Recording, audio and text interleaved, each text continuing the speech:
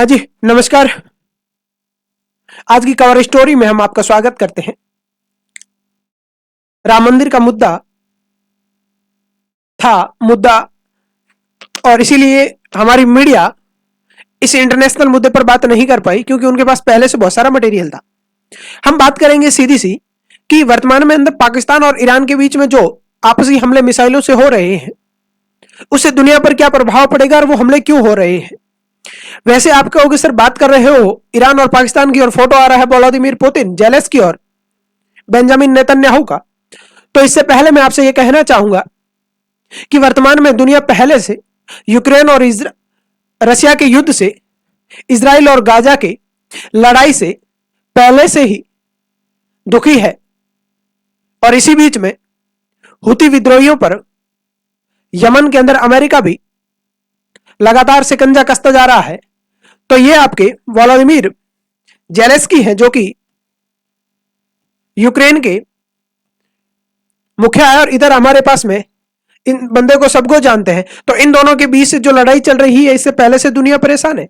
साथ ही साथ में बेंजामिन नेतन्याहू जो कि इजराइल के प्रधानमंत्री है, इजराइल के साथ में जो यमन पर इन्होंने गाजा पर जो लगातार हमले किए हैं उससे भी दुनिया परेशान है।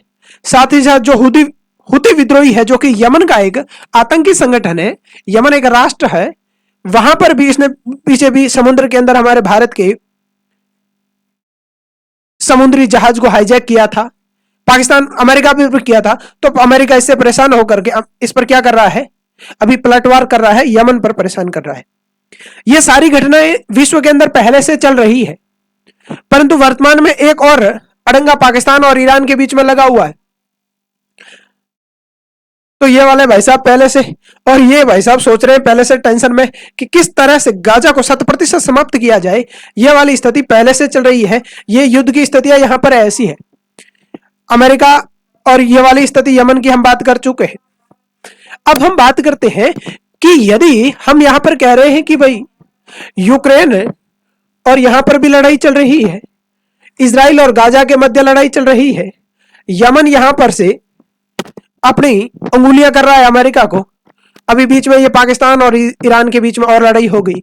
यदि इस प्रकार की लड़ाइयां होती जा रही है तो पूरे विश्व के और विशेष तौर से ईरान और पाकिस्तान की वजह से भारत के अंदर इसकी समस्या है, साथ ही साथ पूरे के पूरे एशिया पर इसका प्रभाव पड़ेगा। इसके पीछे के क्या कारण है क्या नहीं, इस पर हम बात करते हैं। चलिए, मामला यह है कि हम सबके सामने यह घटना आई थी कि हुती विद्रोहियों के बाद में जब ईरान और पाकिस्तान के बीच में ताजा झड़प हुई तो क्या कारण थे। शुरुआत होती है मंगलवार के दिन। क्या किया कि ईरान ने पाकिस्तान पर मिसाइल हमले कर दिए। क्या कर दिए, मिसाइल और ड्रोन से हमले कर दिए थे। कब, पिछले मंगलवार, जो कि अब गया, इससे पिछले मंगलवार के दिन हमले कर दिए गए थे। यह हमले ईरान ने क्या किया कि जो ये बलूचिस्तान है, यहां पर देखिए, मैं थोड़ा सा पेन चेंज कर लो। ईरान ने क्या किया कि पाकिस्तान के अंदर पड़ने वाले बलूचिस्तान के जो सुन्नी मुस्लिमों की एक आतंकवादी संगठन है जैश अल अदल, क्या नाम है, जैश अल अदल, इस पर मिसाइल अटैक कर दिया गया।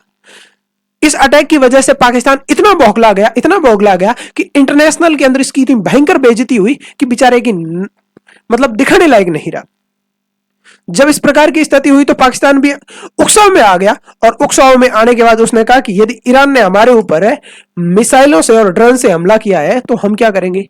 कहां पर हमला किया ईरान ने पाकिस्तान के जो सुन्नियों का एक आतंकी संगठन है जैश अल अदल, आगे हम जैश अल अदल की बात करेंगे, जैश अल अदल पर मिसाइलों से हमला कर दिया। जब ईरान ने पाकिस्तान पर हमला किया तो इससे परेशान हो गया पाकिस्तान बेचारा। जब पाकिस्तान परेशान हुआ, अच्छा, ये जब हमला किया गया, जब यह हमला हुआ इससे कुछ समय पहले पाकिस्तान के प्रधानमंत्री और ईरान के विदेश मंत्री दोनों ही आपस में बैठकर के बातचीत कर रहे थे। कौन कौन, पाकिस्तान के जो प्रधानमंत्री है उनका नाम है अनवर अल हक। ये जो पाकिस्तान के प्रधानमंत्री है भाई साहब, ये इनसे बातें कर रहे हैं कि भाई साहब, अच्छा, मुझे ऐसा लग रहा है कि आप कुछ समय बाद में हमारे ऊपर क्या करने वाले हैं, हमला करने वाले हैं। ये ईरान के विदेश मंत्री हैं। जब दोनों के बीच में ये कुछ समय मीटिंग कर रहे हैं, मीटिंग समाप्त होती है, समाप्त होते ही ईरान बलूचिस्तान पर क्या कर देता है, हमला कर देता है। इस हमले का, इसकी जवाबी कार्रवाई में मंगलवार को हमले हुए। जवाबी कार्रवाई में पाकिस्तान ने क्या किया कि उकसावे में आकर के ईरान पर हमला कर दिया, और उसने क्या किया, ईरान कर पाकिस्तान के बलूचिस्तान से ईरान के 50 किलोमीटर अंदर जाकर के बेचारे ने हमला कर दिया। और इस हमले के अंदर भी दोनों ही देशों ने एक दूसरे के आतंकी मारे। ईरान कहता है कि हमने पाकिस्तान के आतंकी मारे, और पाकिस्तान कहता है हमने ईरान के आतंकी मारे। इसका मतलब है दोनों ही मुस्लिम देश आपस में लड़ रहे हैं, यहाँ पर दोनों एक दूसरे के देश को मारने का प्रयास।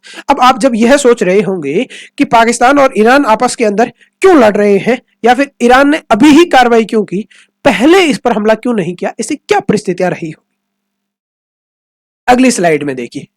हुआ यह था कि दिसंबर 2023 के अंदर, यानी कि पिछले महीने, पाकिस्तान के आतंकी संगठन जैश अल अदल ने क्या कर दिया था, ईरान पर हमला कर दिया था। पिछले महीने जब जैश अल अदल ने ईरान पर हमला किया, तो इसके अंदर ईरान के 23 सैनिक मारे गए थे।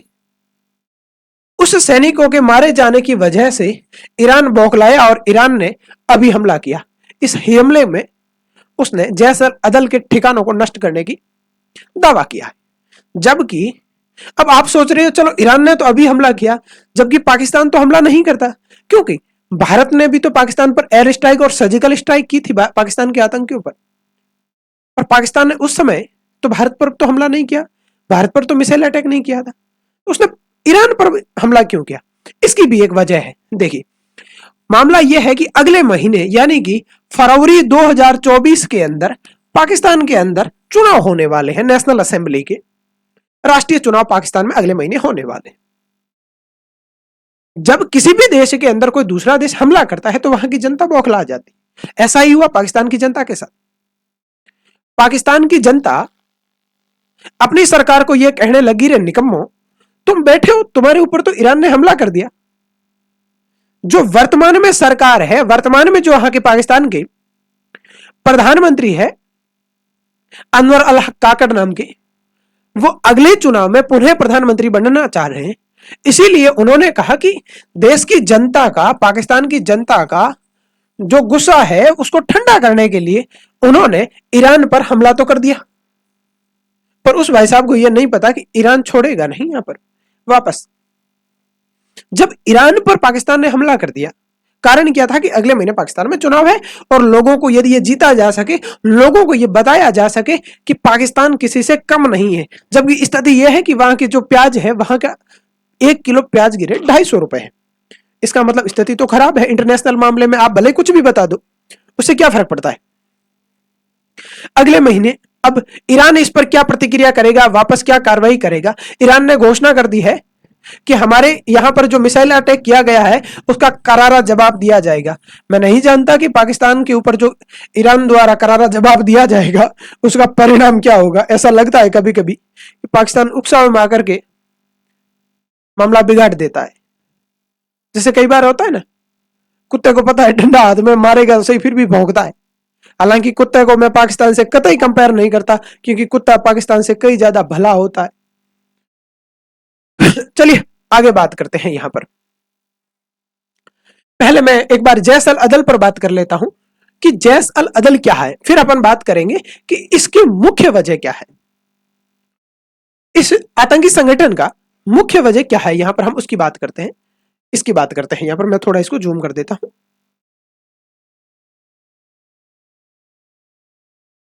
ये जो आतंकी संगठन है जैश अल अदल, क्या है क्या नहीं, इस पर बात करते हैं। जैश अल अदल की स्थापना सन 2012 के अंदर की गई थी।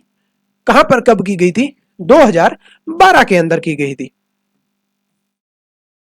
अच्छा, 2012 के अंदर की गई थी। जो जैश अल अदल है वह कहता है कि हम सुन्नी मुसलमानों के लिए या सुन्नी मुसलमानों के हक के लिए लड़ रहे हैं।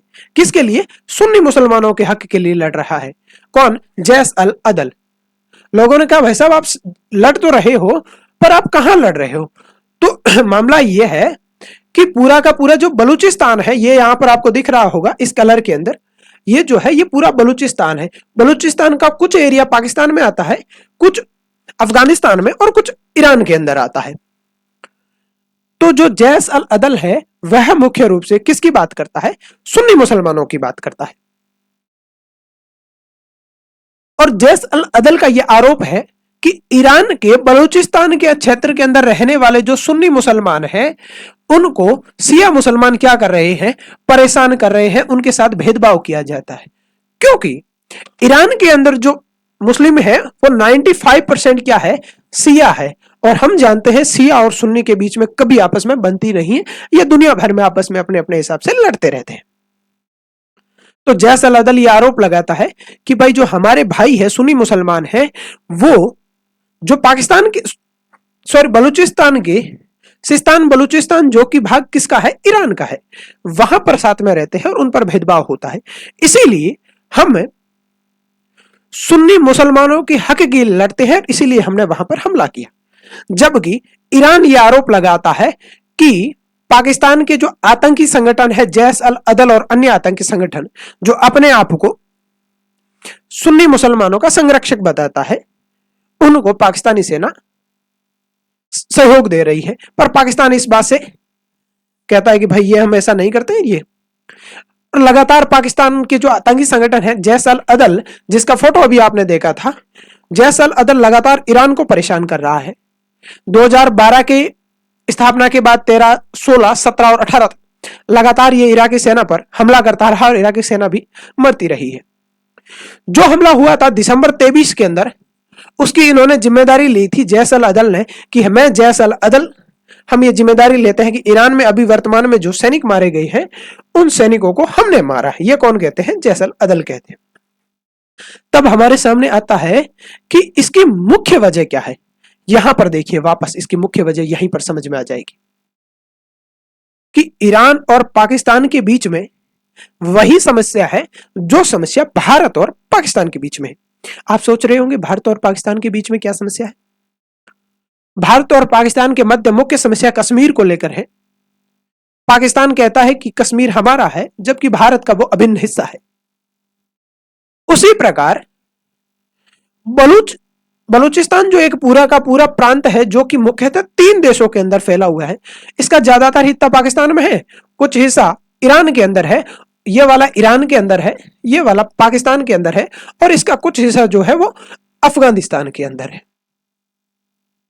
ईरान और पाकिस्तान के मध्य जो सीमा लगती है वह सीमा 959 किलोमीटर की है। कितनी है? 959 किलोमीटर की सीमा है। और इस सीमा के अंदर जो दोनों बॉर्डर है, पाकिस्तान के अंदर जो एरिया है वह बलूचिस्तान के अंदर, उसके अंदर लोग कौन रहते हैं? सारे सुन्नी मुसलमान रहते हैं। जबकि हमने अभी बात की कि पूरे बलूच क्षेत्र के अंदर सुन्नी रहते हैं। पाकिस्तान ईरान के अंदर जो है वह सिस्तान बलूचिस्तान के नाम से जाना जाता है। ये एरिया सिस्तान है और यह बलूचिस्तान एरिया है। इन दोनों में इसलिए ये आरोप लगाते हैं कि ये वाले हैं। साथ ही अभी मैंने बताया कि पाकिस्तान का ऊपर भी आरोप ईरान लगाता है कि लगातार जो जैसे अदल है वो हमें परेशान कर रहा है और इस आतंकी संगठन को पाकिस्तानी सेना लगातार क्या कर रही है? सहयोग कर रही है। अब बात करते हैं हम सीधे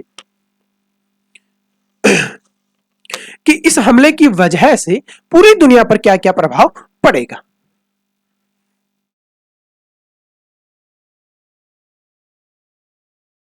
ये देखिए, पाकिस्तान के बेचारे प्रधानमंत्री है अनवर अल काकड़, वह परेशान है कि यार मैं तो उधर तुमसे बातें करने के लिए आया था, मुझे क्या पता था कि घंटे भर बाद में तुम हमारे देश पर हमला कर दोगे।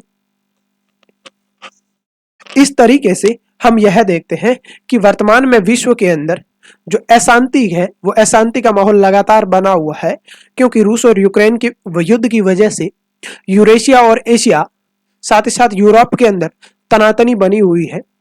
वहीं अरब कंट्रीज के अंदर मुख्य रूप से हुती विद्रोह की वजह से स्थितियां खराब है। मध्य यूरोप और एशिया के मध्य भी लगातार स्थितियां खराब है, क्योंकि वहां पर इजराइल गाजा पर लगातार हमला करता जा रहा है। और वर्तमान में पाकिस्तान और ईरान का यह संघर्ष कहां तक थमेगा, कब तक जाएगा, कितना आगे चला जाएगा, इसके अब हमारे पास कोई अनुमान नहीं है। हो सकता है ये आने वाले समय में विश्व युद्ध का भी रूप ले ले, क्योंकि लगातार पूरे विश्व के अंदर हमले होते जा रहे हैं और पाकिस्तान में इस समय जो सरकार है वो आतंकवादी संगठनों के कंट्रोल से चलती है। तो पाकिस्तान का जो परमाणु सिस्टम है वह भी आतंकियों के हाथ में है, तो कभी भी परमाणु बम का भी हमला हो सकता है, ऐसा विशेषज्ञों का मानना है। तो इन समस्त कारणों की वजह से दुनिया में अशांति और महंगाई का लगातार खतरा बढ़ा हुआ है। पहले से ही पाकिस्तान की स्थिति आर्थिक रूप से कमजोर है, वहां आटे मिल नहीं रहे हैं, प्याज वैसे ही बहुत ज्यादा 200-250 रुपए के आसपास है। चलिए, धन्यवाद आप सभी का। हमारी इस कवर स्टोरी में आपको चीजें समझ में आई है तो हमें कमेंट करके बताइएगा, और इससे रिलेटेड यदि इंटरनेशनल मामलों से रिलेटेड और राष्ट्रीय स्तर की कुछ किसी भी प्रकार की ऐसी चीजों के बारे में जो मीडिया या तो नहीं बता पाती या वो चीजें हमारे सामने क्लियर नहीं हो पाती, वैसी चीजों को हम आपके सामने लाते रहेंगे। इसको शेयर करिएगा, लाइक करिएगा, साथ ही साथ चैनल को सब्सक्राइब तो आप कर ही देते। बहुत बहुत धन्यवाद।